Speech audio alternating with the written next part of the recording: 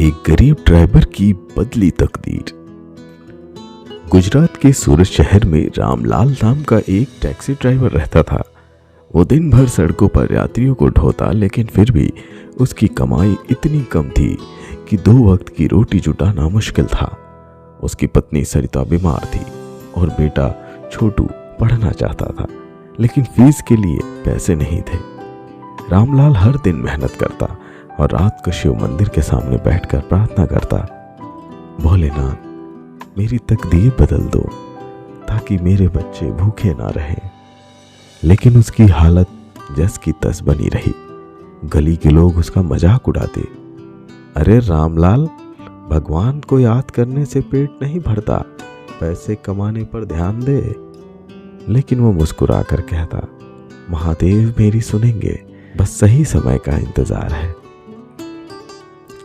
इस बार महाशिवरात्रि की रात रामलाल ने संकल्प लिया कि वो इस दिन पूरा दिन मेहनत करेगा और रात को शिव मंदिर में जल चढ़ाएगा।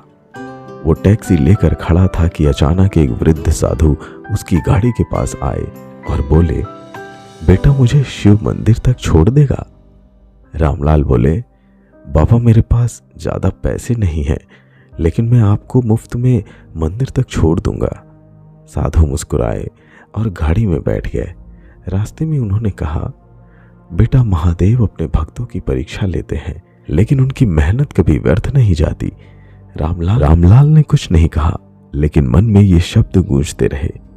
जब वे मंदिर पहुंचे तो वहां एक अमीर व्यापारी परेशान खड़ा था। उसकी कार खराब हो गई थी और उसे एयरपोर्ट तक पहुंचना था।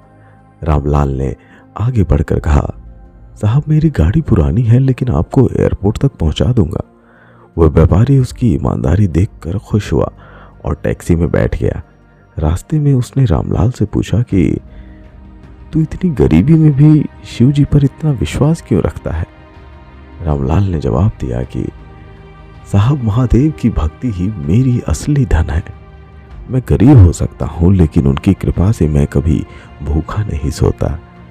यह सुनकर व्यापारी मुस्कुराया और एयरपोर्ट पर पहुंचने के बाद रामलाल को हजारों रुपए टिप में दे दिए। रामलाल जब शिव मंदिर लौटा तो उसने वही वृद्ध साधु को मंदिर के द्वार पर बैठे देखा।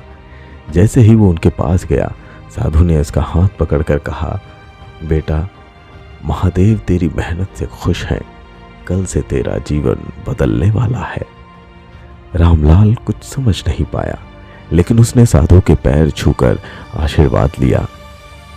अगले दिन वही व्यापारी फिर आया और बोला, रामलाल मैं तेरी ईमानदारी से बहुत प्रभावित हुआ हूं, क्या तू मेरी कंपनी में ड्राइवर की नौकरी करेगा?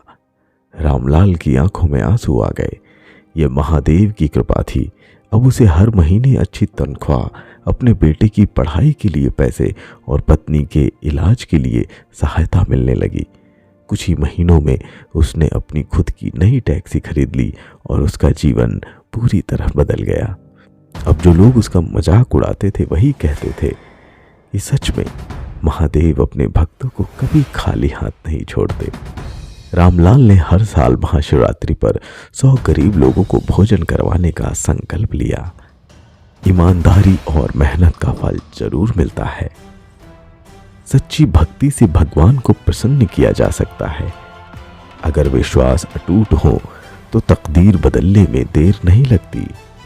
हर हर महादेव, हर हर महादेव, जय भोलेनाथ।